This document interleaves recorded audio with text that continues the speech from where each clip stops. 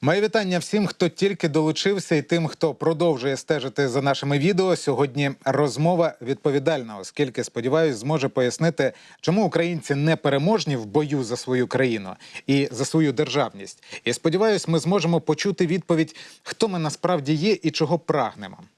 Я радо вітаю у нашій студії історика і співавтора потужного ютуб-проєкта «Історія без міфів» Владлена Мараєва. Моє шанування вам, пане Владлене. Дякую, що знайшли час долучитися до розмови. Вітаю. Слава Україні! Героям слава! Отже, почну з простого питання, але в таку далеку давнину.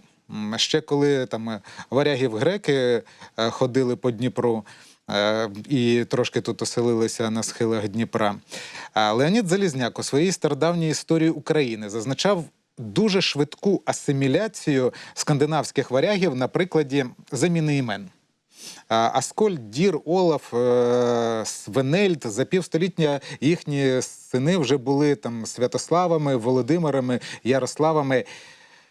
Чи може це свідчити про силу місцевого етносу, про ось цю натуральність, про оцю природність і про, якщо дозволите сказати, зверхність Русі над чужоземцями, на вашу думку? Це нормальний, закономірний процес. Якщо нормани, скажімо так, і були на Русі, то їх було чисельно небагато, відверто небагато. І так, археологічно їхня присутність підтверджується, і фахові археологи можуть про це розповісти значно більше. Але дійсно це в відсотковому відношенні небагато, відносно решти населення. Тому так було з виходцями Скандинавії в усіх країнах в Європі, де вони тільки з'являлися. Давайте візьмемо для прикладу Францію. Так? Вони так само поселилися в Нормандії, і доволі швидко вони там, можна сказати, асимілювалися. Потім, в 1066 році, Вільгельм Завойовник, або Вільям, або Гійом, французькою мовою його ім'я по-різному, він переправляється через Ла-Манш і завойовує Англію, стаючи королем Англії.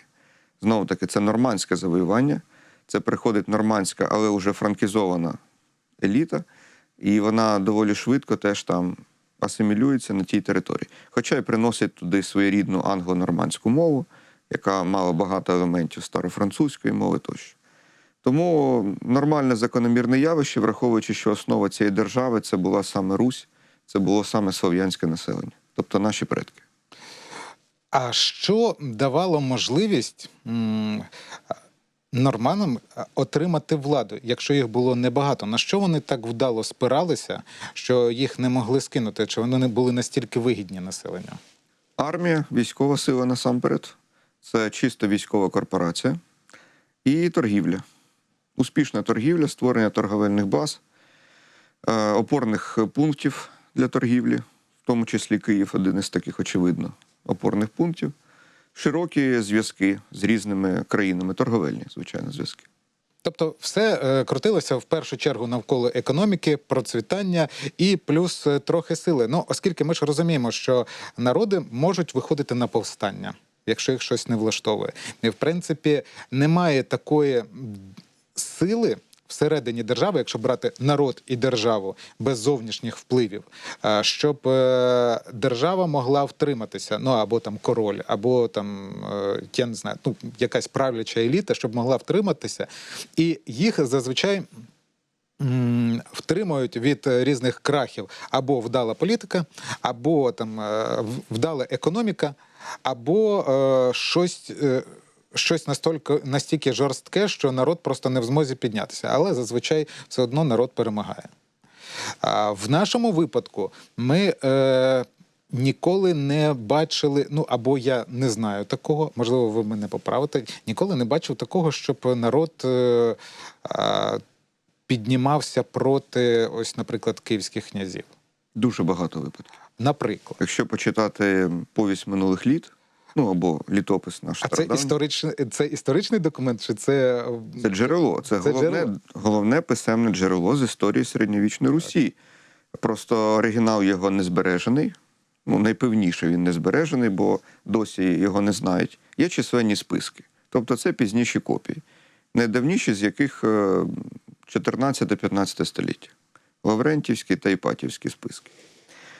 Там дуже багато є повідомлень про ці повстання. 1068 рік – це було повстання проти князя Ізяслава Ярославича в зв'язку з тим, що половецьке військо підійшло до Києва, і кияни вимагали роздати зброю для оборони міста. Він тікає в Польщу до своїх родичів. 1113 рік теж було повстання таке антибоярського змісту, після того, як помирає Святополк Ізяславич князь. І 1157, наприклад, рік – повстання проти князя Юрія Довгорукого, який привіз із собою суздальців, до речі, з території, які в майбутньому стануть називатись Росією, і обсадив їх на наших землях, давав їм посади, різноманітні землі. Там. Кияни повстали, Юрій Довгорукий, вочевидь, був отруєний на банкеті, а суздальців було вбито або вигнано з міста. Цих повстань багато. І українці, до речі, мають давню традицію тиску на владу і боротьбу із владою. Успішно. Ви щойно назвали древні майдани? Так, це в тому числі певні, звичайно, але попередники майданів, можна так сказати. Але вони, напевно, були ефективніші, тому що народ доводив якось справу до якогось певного завершення, логічного кінця. Певною мірою так, тому що інколи дійсно це призводило до зміни політичної влади. Але приходив інший князь, він теж проводив якусь свою політику, яка теж могла не задовольняти інтерес населення. Тобто у нас оце балансування на терезах вже настільки давнє, що це у нас, напевно, в генетичному коді прописано. В генетичному коді я не дуже люблю ці фрази, бо це звучить дещо... У мене медична освіта, я перепрошую. Я буду там сипати іноді. Так ось, я думаю, що насамперед в українцях закладено волелюбство, прагнення до свободи. І дійсно ми це простежуємо ось уже 1000 років, щонайменше. На вашу думку, ми зараз спостерігаємо на території України унікальну війну? Я, якщо дозволите, розпишу, трошки детальніше розповім. От наскільки я пам'ятаю, війна Великої Британії проти Ірландії. Не хотіли британці стати ірландцями. Наприклад, війна Німеччини проти Польщі. Не хотіли німці стати поляками. Вони скоріше насаджували свою культуру, свою мову. І візьмемо конкісту, яка перепливла Атлантику, захоплювали території. Не хотіли іспанці стати індіанцями, вони насаджували своє. А у нас зараз що спостерігається?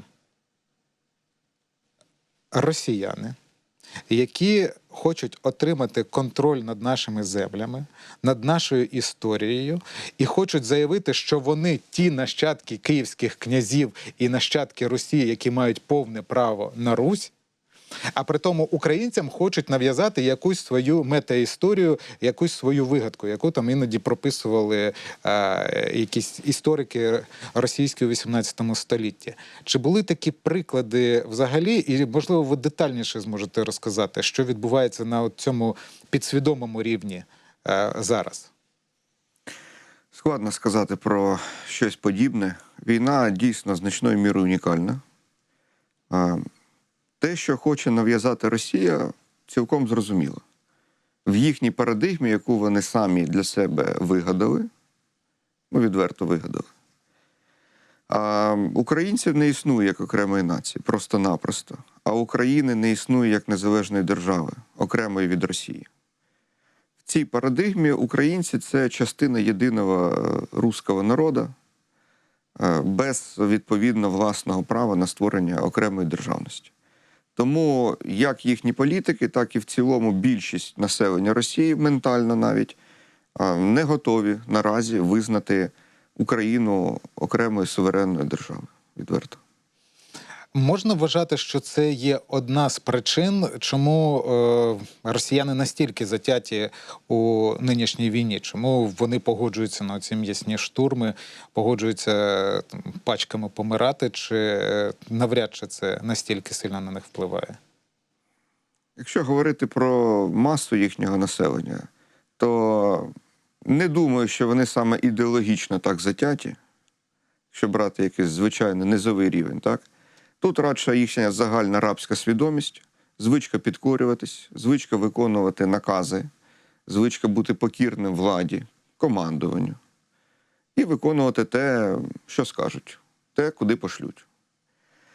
Крім того, їх досить добре стимулюють фінансово. Для дуже багатьох на Росії людей це спосіб добряче заробити, так як вони в цивільному житті просто наразі не спроможні. На вашу думку, чи якщо війна і унікальна, то є елементи, які простежуються в історичному контексті. Тобто ми розуміємо, що вона може бути унікальною ідеологічно, вона унікальна в підході, але способи ведення і, можливо, деякі аналогії ви можете побачити у розвитку війн, які відбувалися на території Європи, або ранішніх війн України проти інших країн. Тобто тут я розумію, що історія, мабуть, не робить виток цілий, а вона скоріше робить спіраль. Але вона вбирає там певні війни, але вона вбирає певні історичні алгоритми, як розвиваються події. Чи могли би ви проаналізувати або пригадати, як завершувалися такі війни? Або подібні війни екзистенційні? Зазвичай вони завершуються остаточною деколонізацією. Тобто перемогою країни, яка опирається імперській агресії, і врешті-решт імперія змушена відступити для того, щоб, так би мовити, відчепитись нарешті від цієї своєї колишньої колонії. Тому що за фактом, у України теж насправді тут унікальне становище. Ми з одного боку колишня колонія Росії, а з іншого боку така колонія, яка активно брала участь у творенні цієї імперії. І не тільки в творенні, а в управлінні цією імперією. Створюючи для неї ідейні смисли, ідеологічні сенси, інфільтруючи своїх представників в найвищі шари еліти цієї імперії, причому як монархічної, так і совєтської комуністичної імперії. В цьому особливість нашого становища. Війна дійсно екзистенційна, абсолютно. Бо, ще раз повторюся, росіяни просто наразі не готові визнати за українцями право на існування як окрема нація.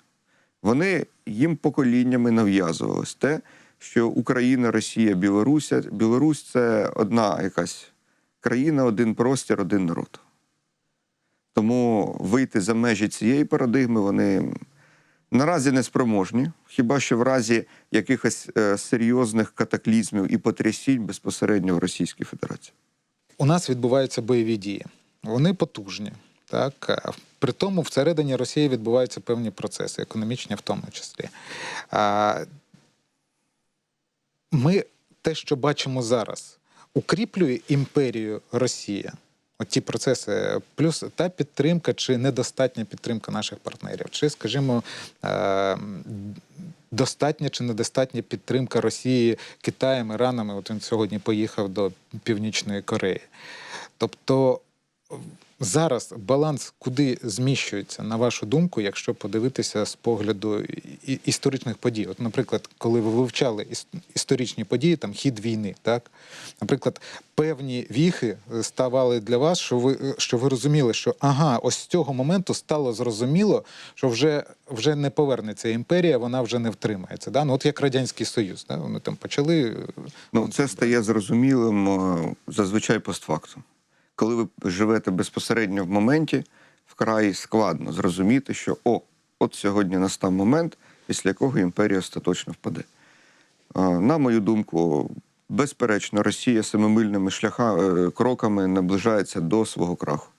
І саме нападом на Україну вона цей крах прискорює дуже сильно. Як би вона там не намагалась продемонструвати свою міць та єдність, і свою непереможність буцімто, свою внутрішню структуру таку монолітну, все це абсолютна маячня для, як то кажуть, відведення очей. Бо насправді війна такого масштабу вимагає напруження сили ресурсів Росії, виснаження її внутрішніх резервів, до ізоляції міжнародної Росії, до перетворення її на абсолютно маргінальну країну в міжнародних відносинах, до різкого скорочення її контактів із провідними технологічними країнами світу, насамперед США, Великобританія, країни Західної Європи. Бо вони є, залишаються і будуть залишатись провідними в технологічному сенсі країнами світу. Також це призводить до того, що ми бачили, уже у них проблеми на валютному ринку, проблеми вже відбуваються у них в внутрішній політиці, бо дедалі більше коштів саме на військову сферу переорієнтовується, дедалі більше видатків. Відповідно, будуть просідати всі інші галузі. Ну і, звичайно, необхідно пам'ятати, що основа багатства Росії – це природні багатства, нафта і газ. В такому контексті історія буде залишатись недовго, тому що протягом 21 століття, вочевидь, станеться енергетична революція. Коли людство буде переходити, ну, вже переходить, але має відбутися основний такий масовий перехід на відновлювальні джерела енергії. Але ж це може розтягнутися, даруйте, на десятки років, а нам ці десятки років треба протриматися. Саме так. Це може розтягнутися на десятки років. Тому становище України, на жаль, не дуже, м'яко кажучи, вигідне в цьому сенсі. Бо нам справді треба протягнути ці кілька десятків років. А й Україна опинилась під ударом уже зараз. Але у нас немає жодного іншого вибору, крім як захищатися і відстоювати свої права і свої інтереси. На даний момент вибору не існує. З одного боку, насправді, те, що прозвучало зараз, воно трошки шокує. Ну, шокує чому? Тому що коли почалося повномасштабне вторгнення, до якогось більшість чомусь не готувалися. А ті люди, які заявляли, що агов, секундочку, у нас там таке відбувається, чому ви не звертаєте увагу, вони ставали певною мірою маргіналами, або там над ними сміялися. Нам в той момент казали, там 2 місяці, 3 місяці, півроку. 2-3 тижні. Да, 2-3 тижні. Це той, хто розумів хоча б трошечки те, що відбувалося, або побачив те, що відбувалося, розумів, що так швидко не буде. Але це не означає, що війна саме в такому режимі може відбуватись довго. В цій війні можуть бути паузи, можуть бути періоди затища чи навіть якогось перемир'я, але наразі я не бачу можливостей в близькому майбутньому остаточного вирішення цього конфлікту. Тому що він дійсно екзистенційний. І запас міцності поки що певний має Росія, і, звісно, запас міцності має Україна. І Україну готові підтримувати партнери на достатньо довгостроковій перспективі. Тому що вони розуміють, що крах України призведе насамперед до дуже негативних наслідків для них. Тут такий момент. Українці мають понад 300-літню історію боротьби проти загарбницької війни з боку Росії. Вона була то в гарячій фазі, то в холодній фазі. Як українцям вдалося так довго протриматися? От що такого? Вже якісь народи зникали, держави зникали, не держави, країни, зрозуміло, зникали, так? А українці втрималися. Що тримало? Що у нас такого особливого? От на чому ми тримаємося? Це дуже об'ємне питання. З одного боку, на тому, що українці, всупереч тому, що стверджує російська пропаганда, ніколи не були чимось єдиним із росіянами, завжди були іншим окремим народом. Відповідно, безсенсовно казати, що ми вийшли з якогось спільного ядра. Це не так. Це вже в багатьох і працях, і відео пояснювали, що не існувало ніякої етнічної єдності в часи середньовічної Росії. Взагалі. Так само, як і в ранньомодерні часи теж. Тому що її просто не могло сформуватися. Не було ані спільності мови, ані спільності культури, ані спільності навіть релігії на певному етапі, тому що на територіях Росії язичництво затрималося навіть в багатьох місцях довше, ніж в Україні. І, до речі, в літописах є свідчення про повстання язичників проти християнської князівської влади на тих територіях. По-друге, треба також усвідомлювати, що українські землі ніколи повністю не були в складі Росії. Взагалі ніколи в історії. Мається на увазі сучасну Україну. Так. Мається на увазі землі, заселені переважно українським населенням. Це не тільки територія сучасної України, це територія і деяких суміжних регіонів наших сусідів, але зараз це не є предметом якогось політичного зацікавлення держави Україна, тому що ми ніколи не претендуємо на чужі території, взагалі, на відміну від Росії. По-третє, насправді слабкість російської імперської політики в ті часи, коли вона мала змогу контролювати значну частину території України, але не всю, і здійснювати асиміляційні процеси.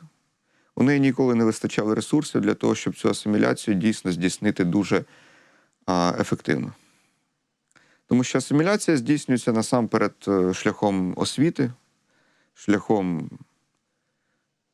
нав'язування своєї культури, шляхом засобів масової інформації, шляхом загальної військової служби введення. Нічого з цього Російська імперія, по суті, не мала. Але пробувала. Намагалися. Валуївський циркуляр. Валуївський циркуляр і Емський акт Так. – це все, так, безумовно, інструменти асиміляції. Але вони були ефективні для, насамперед, частини еліт і освічених людей. А Шевченко 80% населення України не вміло ні читати, ні писати в 19 столітті. Відповідно, і обмеження стосовно українського друкованого слова їм були значною мірою, будемо відверті, байдужі. Вони могли навіть не знати про це. Тому що, так, Російська імперія просто-напросто не могла забезпечити своїм підданим загальну освіту. Вона була неймовірно відсталою державою. Це була держава, яка поступалася на межі 19-20 століть Франції, Німеччині, Британії, Японії. В Японії в кінці 19 століття майже 100% населення вміли читати і писати. У нас на підросійських територіях близько 20% всього-навсього. Тобто виходить, що комуністи у своїй спробі знищити український народ були ближчими до успіху і правильніше думали в концепції в своїй, чим царський уряд, чим царська Росія. Я просто, якщо дозволите, я поясню, чому я так кажу.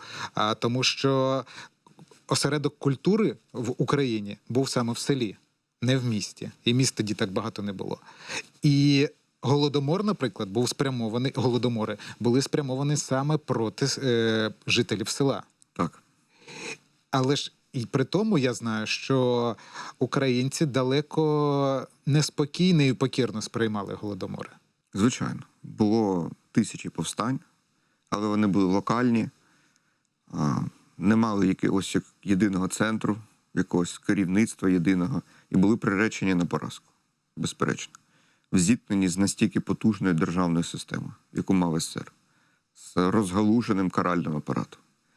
Але ви абсолютно правильно підмітили, що совєти, вони були більш хитрі, більш цілеспрямовані і більш ефективні в сенсі асиміляції. Тому що вони асиміляцію здійснювали через культуру, зокрема. Саме совєти ввели лікнеп, ліквідацію неписьменності. Саме совєти ввели всезагальну освіту. І фактично під кінець існування СССР неграмотність, неписьменність була подолана. Бо насправді ще й після Другої світової війни залишалось чимало людей, які не вміли ні читати, ні писати. Попри всі ці програми. Особливо людей старшого віку. Але отак ближче вже до кінця існування СССР ця проблема була подолана. Але, здавалося, позитивні процеси, загальна освіта, так, підвищення загального рівня освіти населення. Але вона супроводжувалася активною комуністичною пропагандою. Вона супроводжувалася завжди пропагандою єдності трьох народів. Просто концепція трошки видозмінилася. В Російській імперії ця концепція була єдності одного народу, руського. Це те, до чого повернулася зараз Російська Федерація. А в СССР це була концепція братніх народів. Мовляв, вони все-таки окремі, але братні. І тому, мовляв, мають завжди жити разом в одній державі. Але старший завжди російський народ. Вони начебто на словах рівні, але за фактом старший російський, бо російська мова загальна, російська мова – мова міжнародного спілкування, державна, особливо в Збройних силах, силових структурах все-таки панувала саме російська мова. Російська мова тотально домінувала в вищій освіті в Совєтському Союзі на території України, зокрема. Тому ці процеси були навіть більш підступними в плані асиміляції, ніж те, що відбувалося в Російській імперії. І саме тому ми зараз долаємо так важко оту совєтську спадщину. І ще дуже довго будемо долати. Бо цей період історії близько 70 років тривав. У нас не було, наприклад, на відміну від Литви, Латвії, Естонії, короткого періоду 20-річчя власної національної державності в міжвоєнний час. Якби він стався, все було б інакше. Але, на жаль, ми опинилися під цим катком з самого початку і будемо ще довго справлятися з цією спадщиною. У нас був, напевно, такий шанс. Це під час жовтневої революції отримати свою сучасні історії вже державність. Напевно, ви це маєте на увазі, так? Жовтневий переворот. Так, жовтневий переворот. Більшовицький переворот. Так, у нас була своя державність, але вона була окупована. Вона була окупована Червоною армією. Особовий склад цієї Червоної армії був переважно російським. Саме російським. Тому це дає підстави говорити про мілітарну окупацію. Але як тільки відбулася мілітарна окупація України, в цілому в 1920 році значної частини території, бо захід, південний захід України більшовики так і не змогли взяти під контроль. Він опинився в складі Польщі, Чехословаччини і Румунії. Так от, особовий склад Червоної армії на території України став стрімко мінятись уже переважно на український. Тому що почалися призови, мобілізації саме з українців. Це дуже показова історія, яка має добряче продемонструвати нам усім, що може статися в разі окупації України росіянами. Буде масова мобілізація українців в російську армію. І потім ця армія буде рано чи пізно, не обов'язково одразу, але в випадку СССР це було в 1939 році. Ця армія була відправлена на завоювання кого? Польщі. А в тому ж році ще на завоювання Фінляндії. От можна підставити зараз Польща, Литва, Латвія, когось іще, запросто. Це абсолютно закономірно. На жаль, так, тоді УНР, Українську Народну Республіку, не вдалося втримати, хоча, на щастя, з іншого боку, бодай вдалося зберегти її державний центр еміграції і частину еліти, яка залишилась в цій еміграції і залишилась носієм цих державницьких незалежних ідей. Ті ж більшість, звичайно, українців, які залишились на Батьківщині, вони були або, я маю на увазі тих дієвих людей, які брали участь в цьому державному будівництві, вони були з часом або репресовані просто-напросто, або змушені мімікрувати і пристосовуватися до більшовицьких реалій. Владлене, тут такий момент. От візьмемо початок ХХ століття. Царська Росія. Окуповані території України, те, що вони називають Южним краєм, або ще там якісь... Юго-западний край. Юго-западний край, так. І всі ці історії. І української мови немає, а є южний діалект. Все таке, це простежується навіть і трошки раніше. Там, я рибалка, читаю книжки Сабанєєва, книжку Сабанєєва, і я бачу це все, воно аж сквозить, що називається. В той момент в Україні взагалі якийсь був зародок державності? От коли було цілковите панування Російської імперії над тими територіями, звісно, але ж це був і Київ у тому числі. Звичайно. В чому полягав прояв української державності, хто був носієм її, і, можливо, в персонах, можливо, там через персон в подіях? Це на той момент, якщо ми говоримо про кінець 19-го, початок 20-го століття, це могло існувати і існувало в формі ідеї в уявленнях певної частини української інтелігенції. Ми, звичайно, можемо одразу згадати Миколу Міхновського, який в 1900 році пише «Самостійну Україну». Харківський адвокат, який видає програмну працю, в якій стверджує, що Україна має стати незалежною і соборною державою. Від Карпат аж по Кавказ. Тому що це були межі етнічного розселення українців в той час. Зараз, на жаль, аж до Кавказу українці практично не живуть. Живуть окремими дрібними меншинами, але наразі українське життя на Росії практично знищене.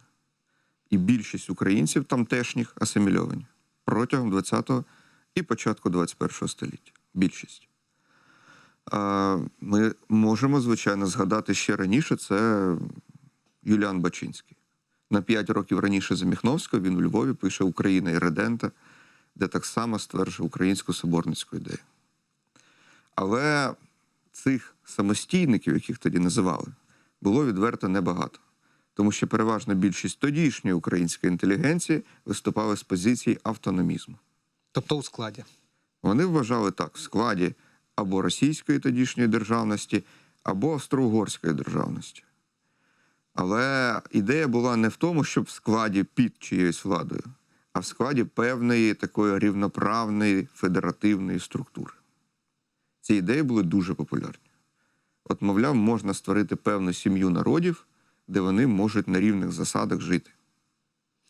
Це, можливо, була якась історична пам'ять про співіснування з литовською короною? Звичайно, з литовською, з польською, в часи русько-литовської державності, навіть часи Речі Посполитої, коли існували проекти з виокремленням Русі як третього елементу в складі Речі Посполитої, Гадяцьку унію, пригадаємо, 1658 року. Звичайно.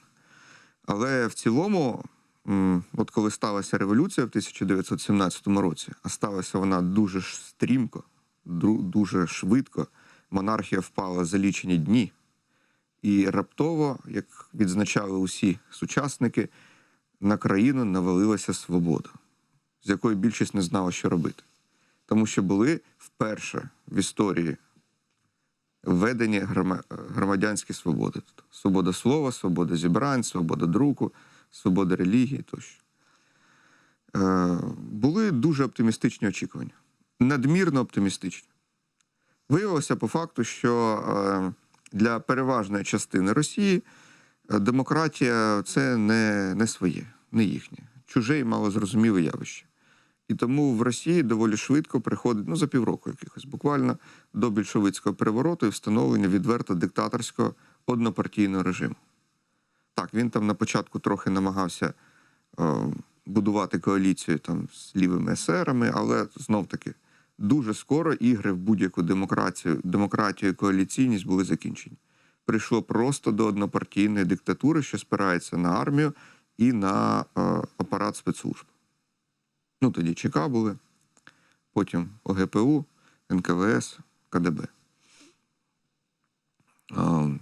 Але Україну їм завоювати виявилось не так просто. Київ більшовики брали 5 разів. 5 разів за 2,5 роки. Це означає, що боротьба була неймовірно запеклою. В Україні було значно складніше, ніж в Росії для них. Бо все-таки більшовизм, комунізм – це більш питомо притаманно саме російському народу, російському населенню, росіянам. Так вийшло. Українці більше індивідуалісти по своїй природі. Українці завжди більше тяжіли до власної окремішності, до власної індивідуальності, до якогось власного господарювання, без нав'язування чиєїсь волі зверху. Тому українці навіть після уже цієї совєтської окупації чинили затятий опір. Хоч уже і державний центр відступив на еміграцію, повстання в Україні точилися і на початку 20-х, і спорадично потім 20-х, і особливо активно, коли почалась колективізація, як ми вже згадували, і перед Голодомором були чисельні повстання. А потім нова хвиля – це коли були окуповані ще землі Заходу України, приєднані в 1939 році, так? І, відповідно, почалася повстанська боротьба проти цього режиму, особливо з центром на заході України, яка тривала аж до 1960-х років. Там, пам'ятаємо, це найдовша в світі партизанська війна. Я не можу сказати, що вона прям найдовша в світі. В світі було багато партизанських війн. Зараз в М'янмі йде партизанська війна з 1948 року. Там Ну, в них тепер довше. Да? В Колумбії, де-інде, в Сальвадорі були тривалі війни теж.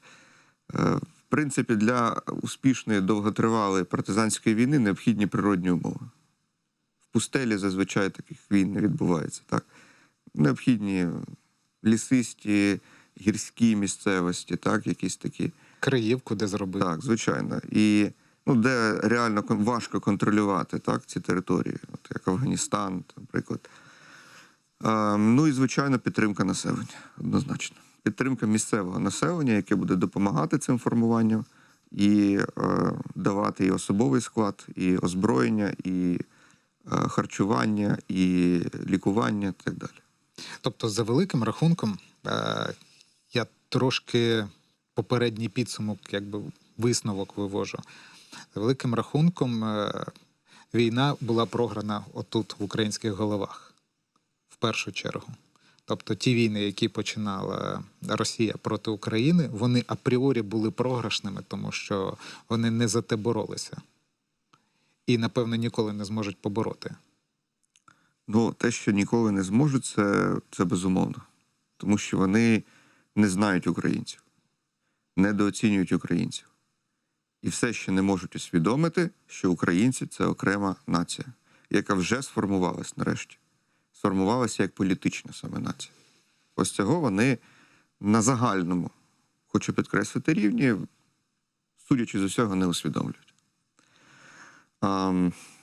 Але зараз у нас дійсно є дуже позитивний момент в тому, що ось ця велика війна, яка почалась в 22-му році, бо в цілому війна почалась в 14-му, а велика саме війна в 22-му, вона остаточно призвела до консолідації і кристалізації політичної нації в Україні. Саме політичної. Тобто це нація, де українець – це є насамперед ментальний вибір.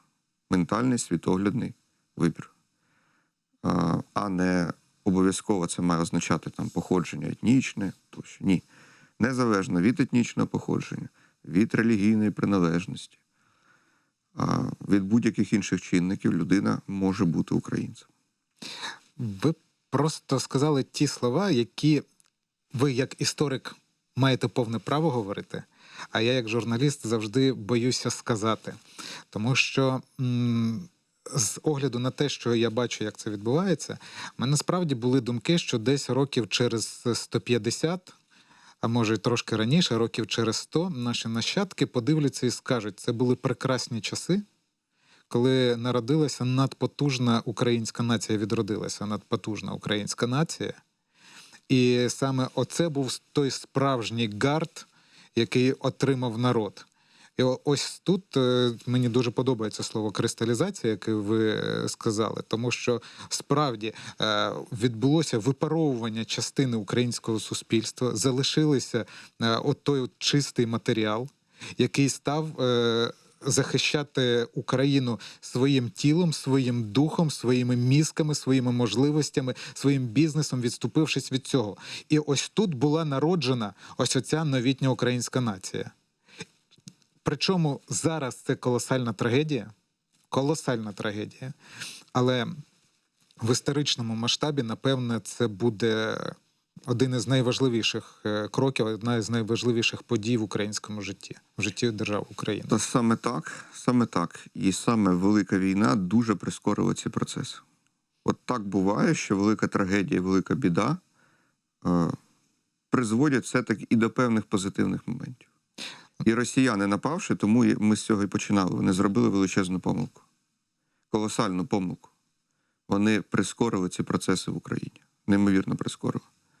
Сподіваючись, навпаки, їх зупинити, вони їх дуже сильно прискорили. А могли би діяти, для себе... не будемо їм підказувати. Не будемо підказувати. Так, це точно. Насправді говорили, в мене аж сироти по шкірі, якщо чесно, пішли від почутого.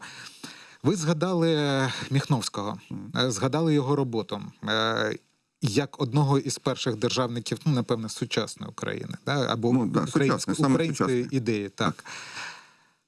А кого ви могли б назвати першим взагалі державником України? Хто відчув, що ось оці народи, які, або не народи, а вже якийсь більш-менш консолідований народ, який населяє ось ці території, там на Дніпрянщини, там вздовж Дніпра, туди до Карпат, туди до Дону, так, що оцей народ заслуговує на державу. Що оцей народ вже, очевидно, виокремився як край, да? Бо країна, держава – це різні речі, так, як край, що люди вже розуміють одне одного, що ось вони зібралися, і вони заслуговують на державу. Ну, це можна навіть виводити ще з часів литовсько-руських або річ-посполицьких, які передували козаччині. Тобто це роки... Мелетій Смотрицький, наприклад, початок 17 століття пише про Русь і про русинів, як про саме кровну єдність, певно. Він казав, що не виходить із руської крові той, хто в іншу віру переходить. Тобто навіть, якщо був православний, перейшов в католицтво, все одно залишається русином. Або навіть перейшов в протестантизм, вже не кажучи про іслам. Бували такі конверсії релігійні в той час, причому дуже часті конверсії. Ну, в основному між християнським віросповіданням, але траплялися і інші випадки. А якщо вже брати козацький період, то тут щойно з'являється козацька держава, яку створив Богдан Хмельницький в середині 17 століття. Одразу з'являється, не те, що з'являється, вони артикулюють своє бачення політичне кордонів цієї держави, відповідно меж, на яких живе цей український руський народ. Чому руський? Тому що Русь – це наша давня назва. Це завжди потрібно підкреслювати, артикулювати і пояснювати, щоб уникнути оцієї плутанини, коли росіяни привласнюють собі термін «Русь». Або ще й називають Київська Русь. Не? Так. І це та проблема, що в російській мові словом «руський» пояснюється все. Руський у них і житель середньовічної Русі, і сучасний росіянин у них руський. Все це руський. Тоді як у нас є великі різниці між поняттями руси, русини, росіяни. Це зовсім різні речі. Руси – це середньовічне населення, навіть раннє середньовічне населення. Русини – це безпосередньо предки наші, і також білорусів, до речі, бо для ранньомодерних часів часто важко, дуже важко провести межу між, власне, українцями і, власне, білорусами. Їх більше називають русини таким терміном. Той же князь Острозький, князі Острозькі, Костянтин Іванович, Василь Костянтин Острозький, вони володіли колосальними земельними територіями саме на стику України і Білорусі сучасно. У них були володіння як у нас, так і на території нинішньої Білорусі. І населення, яке їх населяло, вони називали русини, а самі себе називали руські князі. І при цьому вони дуже запекло воювали проти Московії, проти московитів. Той же Костянтин Іванович Острозький розгромив московитів під Оршею в 1514-му. І він би ніколи в житті не сказав би, що він і московит – представник якогось одного народу. Він чітко знав, що він руський князь. Із тих середньовічних руських ще правителів, їхніх нащадків. А московити, то інше зовсім в їхній свідомості.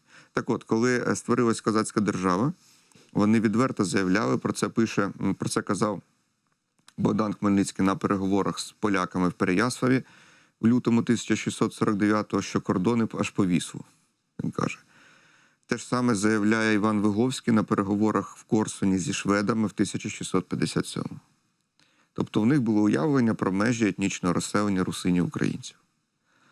Але проблема велика в тому, що з плином часу, коли Московія почала дедалі більше загарбувати наші землі, поширювати сюди політичний, культурний вплив, вони почали дійсно забирати оцю назву «Русь», «русське», собі повністю її привласнювати, передавати це, транслювати на міжнародну арену, формуючи повністю цю власну концепцію.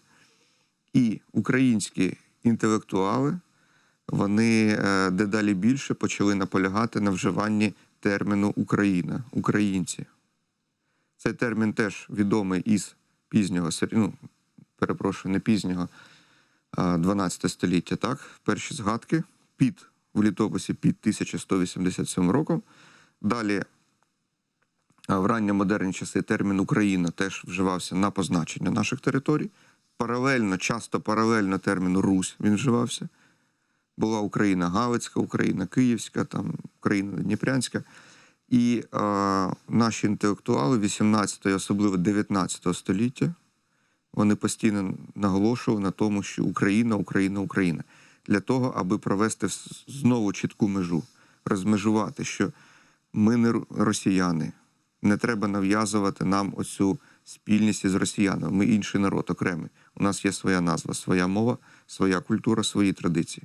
І якщо вже Російська імперія привласнює собі оцю назву Русі, а ми, не маючи своєї держави, не маємо ресурсу, зокрема інформаційного, протистояти цим спробам, тобто інформаційного, освітнього, фінансового навіть ресурсу, дипломатичного ресурсу теж не маємо, то давайте ми будемо все-таки підкреслювати через інший термін, що ми інші. Україні треба повернути ім'я Русь? Хороше питання, про нього теж багато міркували. Моя думка така. До того, як почалася Велика війна в 22-му році, це здавалося вельми актуальним питанням. Що, можливо, нам варто не повернути стару назву, ні, а об'єднати ці назви. Так, як це ще Грушевський, як Аркас на початку ХХ століття писав «Україна-Русь» або «Русь-Україна». Оці дві наші історичні стародавні назви сполучити, цим самим підкресливши тяглість нашої історії, спадкоємність нашої історії, її нерозривність. Але в умовах Великої війни екзистенційної, на мою думку, це може внести знову колосальну плутанину і знову зіграти на руку Росії. Тому що російська пропаганда продовжує стверджувати, що у нас не війна між двома суб'єктами, а у нас війна між двома гілками одного народу. Правильним і неправильним. Так. Що у нас що нема українців, що є все росіяни. Так? І що вони навіть кажуть часто, що у нас тут громадянська війна. В пропаганді заявляють, що війна росіян проти українців – це громадянська війна. За таких умов офіційне запровадження назви «Русь-Україна» може підіграти цим наративом. Для частини, скажімо так, не дуже свідомих людей у нас, але насамперед на міжнародній арені, де більшість, абсолютна більшість країн і жителів цих країн, звичайно, не знають цих аспектів, про які ми зараз сказали, не розуміють цієї складності нашої історії, цих хитросплетінь, і не будуть знати. Вони просто не будуть розбиратися, навіщо воно їм треба. Але це звучатиме як підтвердження російських наративів, що, мовляв, так дивіться, вони ж теж русські, у них теж Русь, там якась Україна. Так.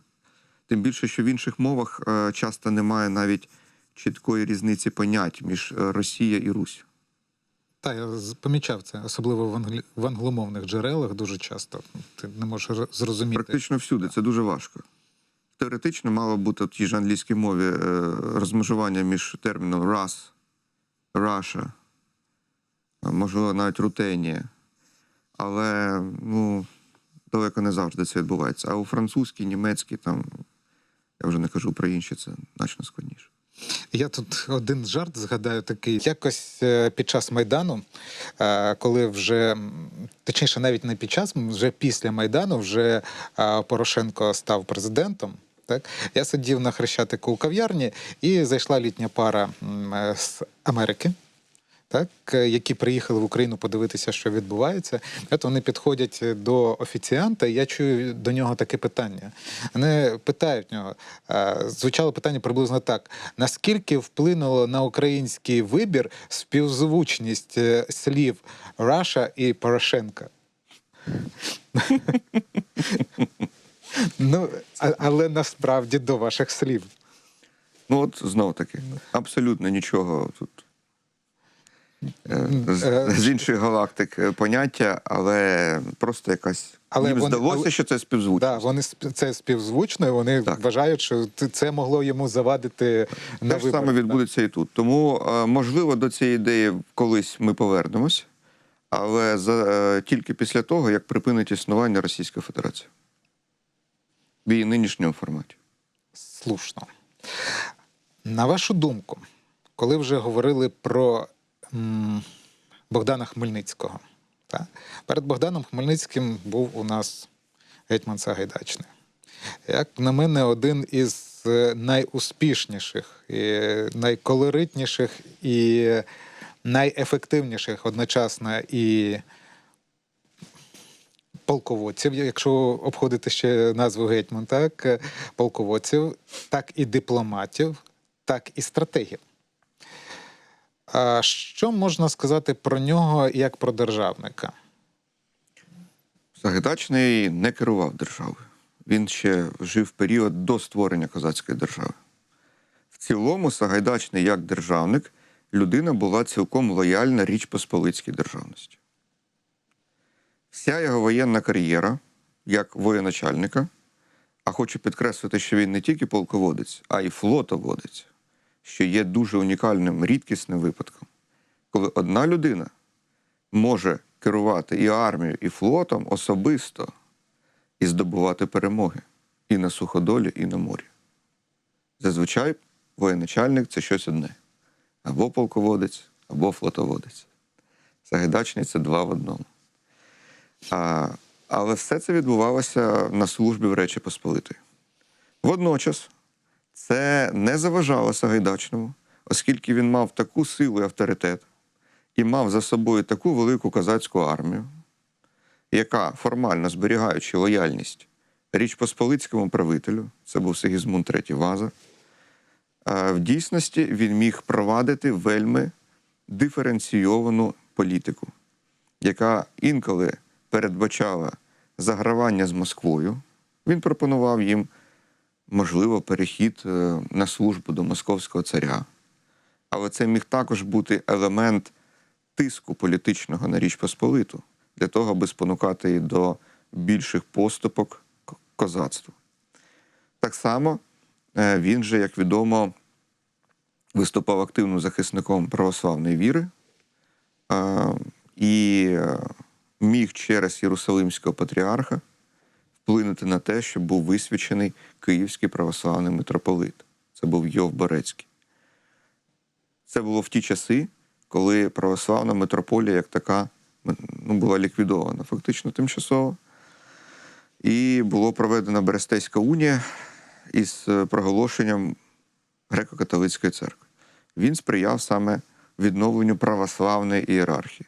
Це теж, в принципі, йшло в розріз із намірами, очевидно, більшості еліт Речі Посполитої. Але, зважаючи знов-таки на його вагу цієї постаті, він міг таке дозволити робити. Проте насамперед, хочу підкреслити, він все-таки воєначальник. Дякую за цю розмову, яка мене наштовхнула насправді на тисячі думок. Я сподіваюся, ми ще не раз з вами зустрінемося.